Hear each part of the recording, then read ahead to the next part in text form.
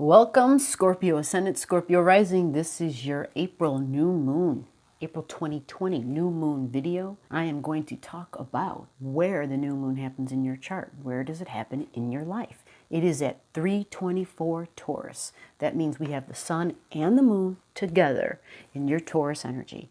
This is all about setting intention time. Why do we set our wishes on a new moon? Why do we do that? Why not the full moon? Mars and Venus.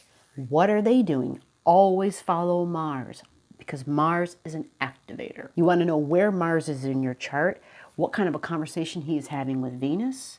We want to know if they're getting along now, which, by the way, they are. And I'm sure you didn't need me to tell you that, but I can tell you for how long they're going to be getting along, because they will not be getting along the way that they are right now. They are going to change. It's a month where we're going to go on a ride and we're just going to keep on going, and it's going to feel like we're changing. So we have to understand the new moon energy, setting our intentions, because if we're not clear about what we want for our future, right, we need to have a clear idea of what it is we need going forward, okay? Uranus and Taurus is all about understanding what we value. And this comes down to, I value what I need. It's this topic of what I need versus what I want. Well, can't I have both? Not with the testing we've had. When you have Pluto and you have Saturn and you have those both in Capricorn dismantling your 3D physical world, and then we have this virus going on and we're all in lockdown, we are forced to ask ourselves, we're forced to go within and say, okay, what can I go without? What do I really need? Because we're thinking to ourselves, shit, I got to go to the store. Well, do I want to risk it? I want to go and get only what I need, or get what I'm going to need for a long period of time, for as long as I can, based on the amount of space that I have, thereby exposing myself less to others, right? So if we're trying to think in terms of necessity over wants and desires, right, which is Uranus and Taurus, reevaluating what we value. New moon is on the 22nd of April. It could be on the 23rd, but it's the 22nd of April. This is Central Standard Time. I'm in the Chicagoland area. So you want to make an adjustment for where you live. As we get deeper into this video, I will tell you the day that I'm setting my new moon intention, because it is the day that I feel most strongly the frequencies will be more relevant and they will be more in line with me going with the flow of the frequencies and utilizing the cycles and the timing and the dates and everything that we have, all the power, harnessing it in. We're going to talk about Pluto, Pluto's fear, and we're going to explain why we want to make sure that we are operating on the other end of Plutonian energy. We want to be in the virtue bracket, not in the vice bracket. The fear is the vice, right? It's the non-desirable aspect of the Plutonian energy. And many of us have been feeling fear like we've never felt before, because we're facing things we've never had to face before, right? Let's go ahead and dive deep into your Scorpio astrology. All right, Scorpio, first thing we want to do is find out where the new moon happens in your chart. The new moon at Taurus 324 is in your 7th house. So this has to do with your significant one-on-one relationships. The 7th house is also the house of if I consult somebody, right? If you have to hire a lawyer, you sit down with them, you talk with them. It's very private. It's one-on-one. That is also the 7th house. Okay, the 7th house is about compromises. Who am I willing to compromise for in my life? It's about things being fair, things being equal, okay? Because it's the house of Libra, and that's what compromise is. It's, hey, I gave you this, now you need to give me, right? It's the give and take. It's compromise. It's the ruler of Venus, and Venus is all about love. Venus is all about having compatibility. Venus is all about what I value and my ability to give and my ability to take, right? The give and take. This is Venus energy. Venus rules this entire month. If we looked back to the first of the month, we had a full moon in Libra, ruled by Venus. Now here we are with the new moon in Taurus, ruled by Venus.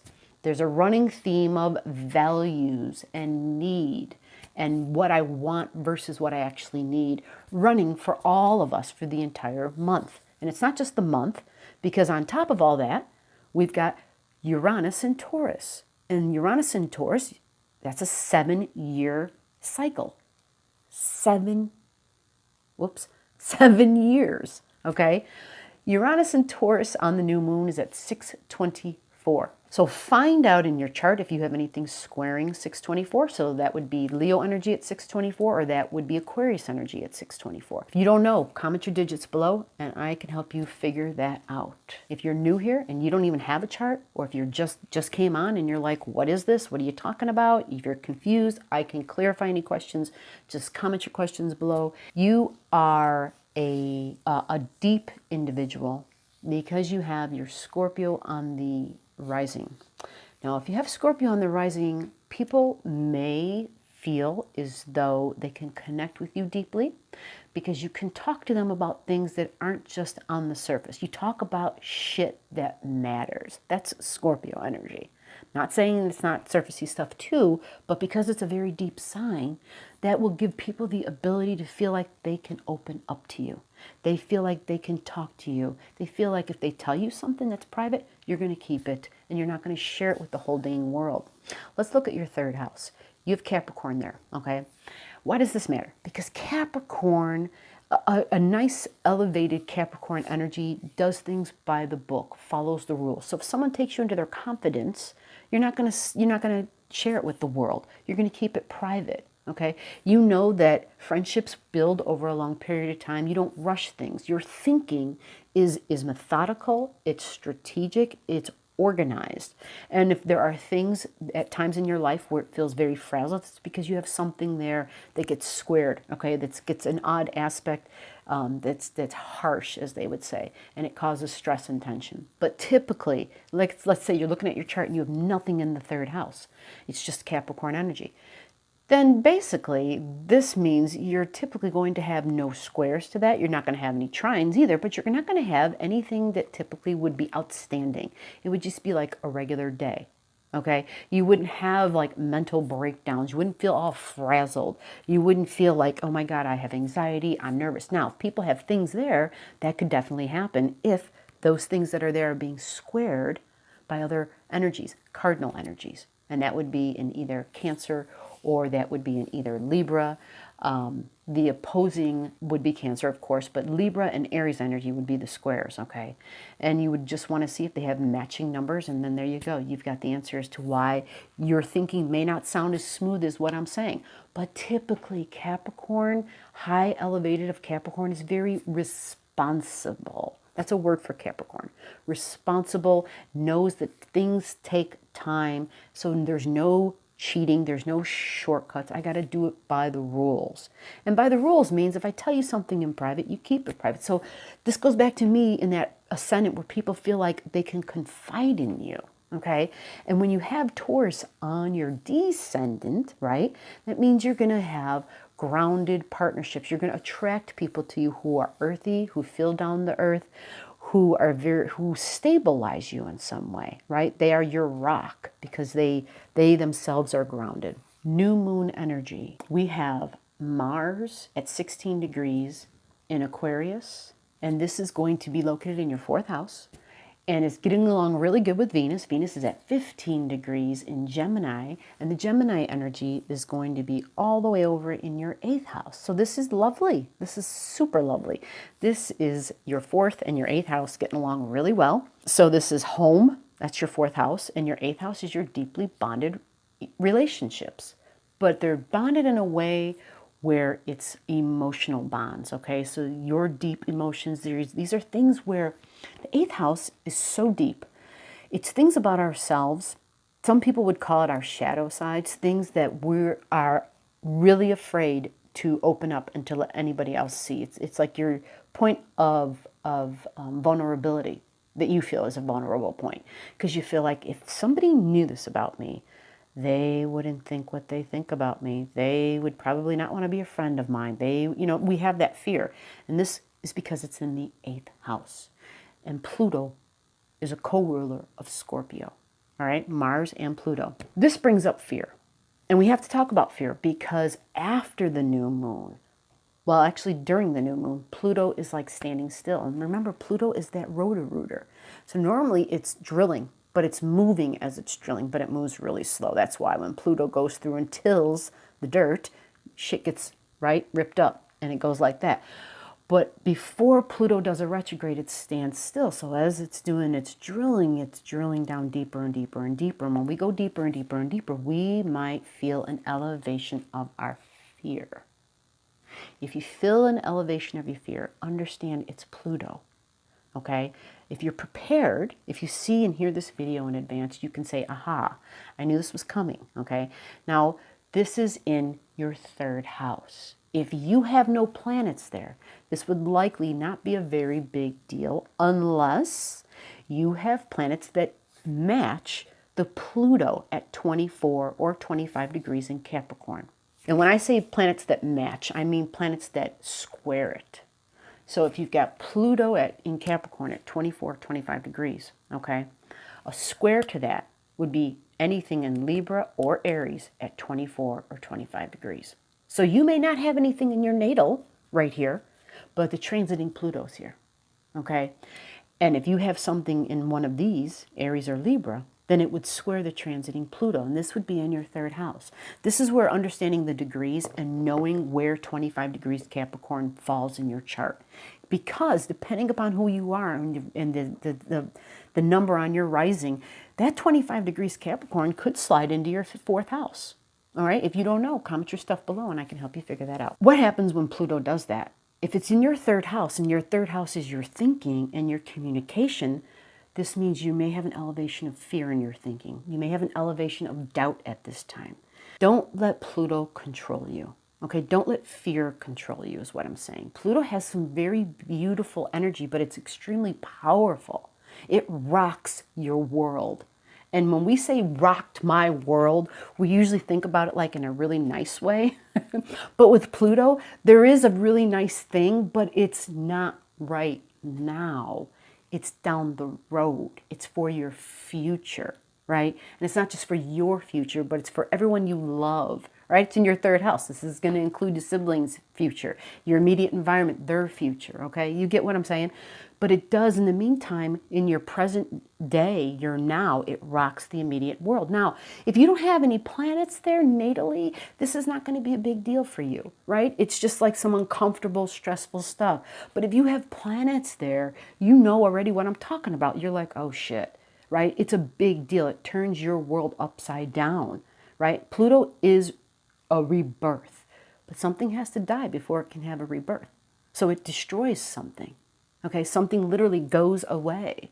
Now, does that mean that's going to happen at this time? Well, I'm going to be honest with you. No, because we already had a super horrible Pluto, and that was when it was conjunct Jupiter. Okay, but what it will do is definitely bring up fears, right? There may have been something that already happened, and so you may feel an elevation coming back from that fear. You may feel it rising back up again to the top. So you want to be aware of that. Be prepared for it. And harness your fifth house. Your fifth house is how you have fun. You have Pisces energy in your fifth house. This is vital. You have Neptune right there, okay? Everybody's got Neptune at 20 degrees, roughly 19 something, 20 degrees in Pisces right now. So having it in your fifth house means you like watching videos, going to movies, theater, music would be big for you, right? Meditation, any Piscean activities like meditation, connecting with source, doing very deeply spiritual things would give you joy. All right, so you're going to be, finding out, if you want to better understand your fifth house, find out where your natal Neptune is. Your natal Neptune will tell you how your fifth house really works. Find out. Look, I'm going to give you an example. I've got, right, Pisces in my fifth house. Where's my natal Neptune? I go and I look. Oh, my natal Neptune is actually in Leo. Well, dang. No, let me pick a different one. I always do this. My natal Neptune is actually in Sagittarius. How's that? I'm looking. Okay. So if you have Neptune in Sagittarius in your natal chart, this tells you that in your fifth house, it's going to have factors that have to do with Sag, and it's going to have factors that have to do with the Neptune, right? So what is Sag? Sagittarian energy, Sag likes to, first of all, it likes to travel big time. So for an individual who has Neptune in Sagittarius, in your fifth house now, you would find traveling fun. Now, I know most people, Well, I shouldn't say most. Lots of folks love traveling. But this is long distance travels. This is going overseas. This is getting on an airplane, right? I know that's not happening right now. However, sit down in your brain. Maybe you're thinking of making plans to have long distance travels. Maybe you're going to travel in your head, right? When you go and you sit down and you meditate, maybe you're going to do some astral traveling, right? Maybe you're thinking like a 5-year or 10-year plan. And you're like, yeah, in 10 years, I want to be able to go and do this, right? Just maybe even make up a dream travel, right? Because Neptune, Pisces energy is all about dreams. Focusing on things that give you joy. Being creative. Paint. Painting is a big deal with Piscean energy. In your 5th house, house of creating. This is the house, right, of our children giving us great joy. Okay?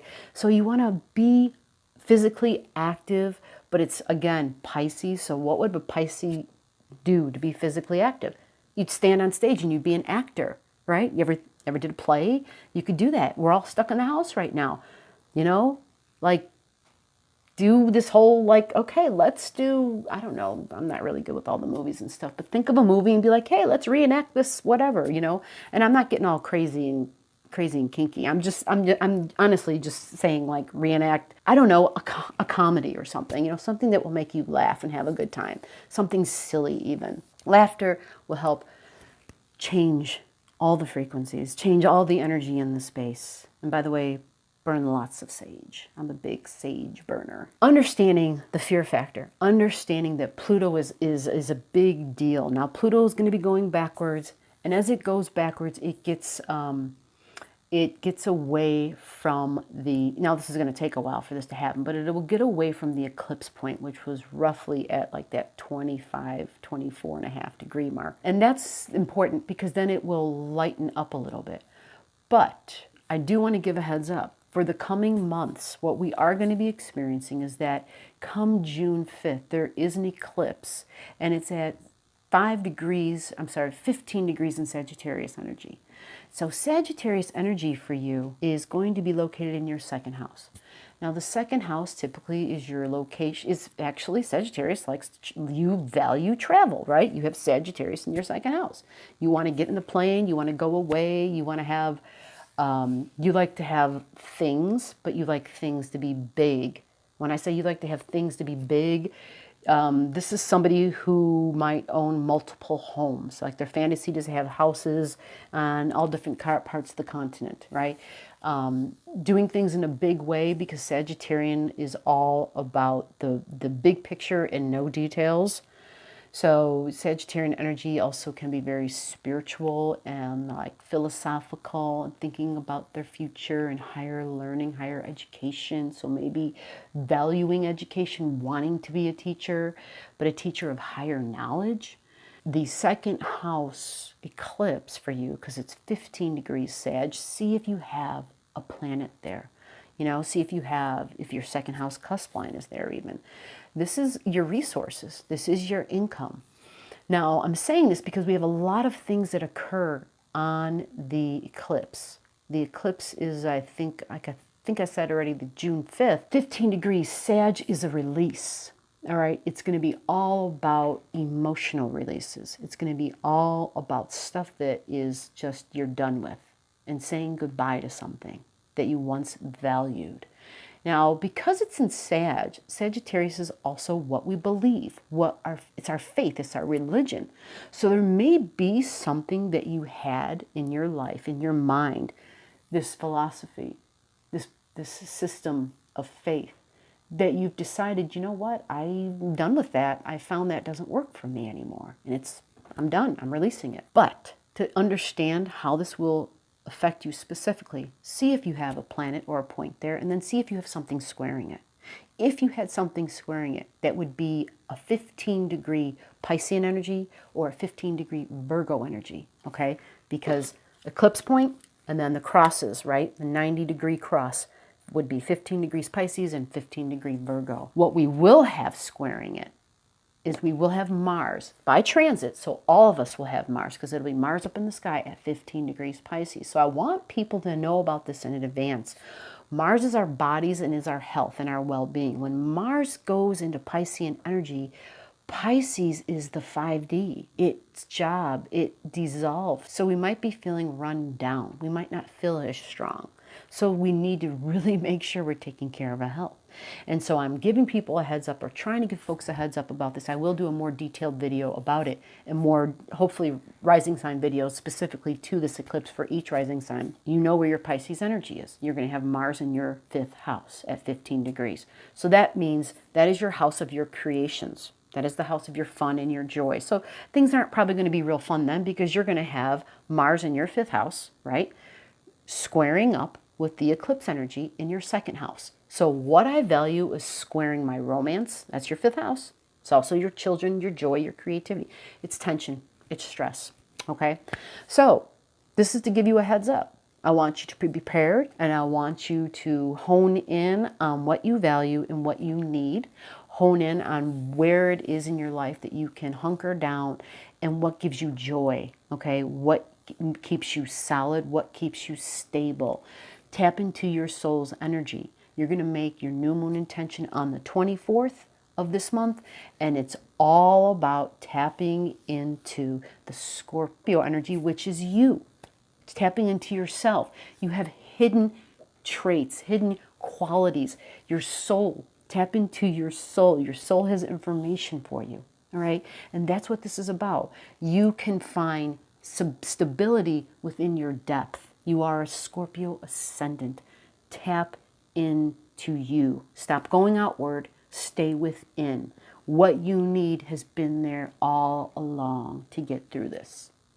All right, Scorpio ascendant, you got any questions? You comment below. I will comment back.